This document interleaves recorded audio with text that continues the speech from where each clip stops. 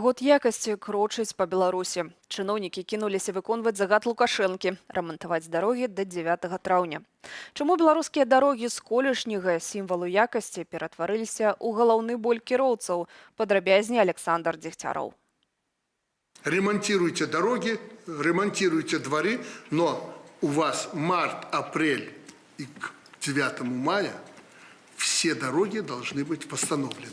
Такі загад 11 сакавіка Лукашенко даў асабіста прэм'ер-міністру. Чыноўнікі кінуліся выконваць. Міністэрства ўнутраных справаў зрабіла чат-бот наконт праблемных дарог. Праўладныя медыа кінуліся справаздачыцца пра іх рамонт. Сегодня производим ямочный ремонт на улице Ровчакова, горячим асфальтобетонным. Ежедневный объем работ – это минимум 50 квадратных метров делает одна установка «Тайфун».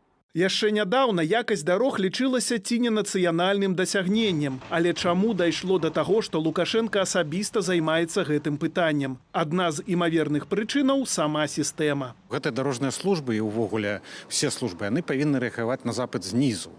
У нас атрымліваецца, што выбудавана вось гэтая вертыкаль улады і толькі вось гэтыя дарожнікі і ўвогуле все службы, яны рэагуюць у асноўным, калі там зверху паступае нейкі загад. Даецца ўзнак і нястача грошай. Большое количество денег выделялось как раз-таки именно Евросоюзом, Западом и другими странами на строительство дорог. Теперь этого не происходит, и нужно делать это за свой счет.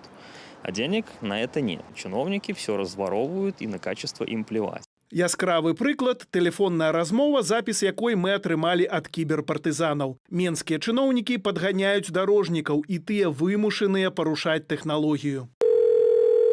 Сказал, в четверг работы принимает. Кто? Кто? Председатель. Так было с 28-е, а не до самого. Ну, было, да, было. Потому что там, бетон, мы и так, вот, честно говоря, на второй бетон асфальт укладываем. Да. Надо решать быстро твердеющим бетоном надо решать тогда. А это проблема твердейший бетон? Шеф, это кротовский бетон. Да. Или марк увеличивать бетона надо тогда. Надо тогда, в белтурнии решать вопрос. Потому что, честно, это между нами, так честно говоря, потому что, то, что мы сейчас делаем, это не факт, что он не потечет, это что опять. І гэта не адзіны прыклад. Магілёў, вуліца Сіманова. Дарожнікі засыпаюць асфальтам не толькі яміны, але і лужыны. А гэтак выглядае пасля рамонту іншая вуліца абласнога цэнтру.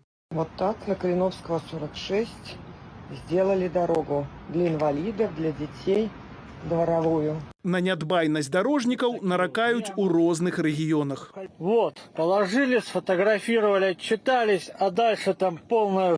Александр Григорьевич, вот, вы сказали дороги за 2 месяца починить, а их здесь не делают.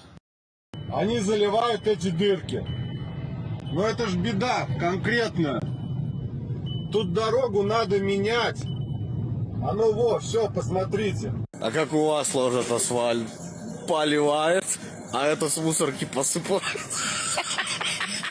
Вот вам и год качества. Человек едет по дороге, он видит дорога, яма на яме, и не на что посмотреть. Год качества. Чаму рамонтнікі дазваляюць сабе такое нядбайства? Бо адказнасці за якасць яны не нясуць, кажа Александр Соколов. Рабочий рух не раз штудировал, так сказать, различную документацию, и в нормативных актах мы не нашли никаких гарантийных сроков. И, соответственно, очень удобно, когда нет на производимый продукт гарантии, очень удобно работать. То есть неважно, когда он развалится, можно постоянно продолжать пилить денежки. Чыноўнікі на чале з Лукашэнкам, аднак працягваюць ківаць на надвор'е. Погода у нас такая. Сегодня подморозила ночью, днем растаяла. Падобныя заявы крытыкі не вытрымліваюць, зазначаюць у рабочым руху, бо ў свеце ёсць краіны з яшчэ горшым надвор'ем, але з добрымі дарогамі. Александр Дегтяров, Белсат.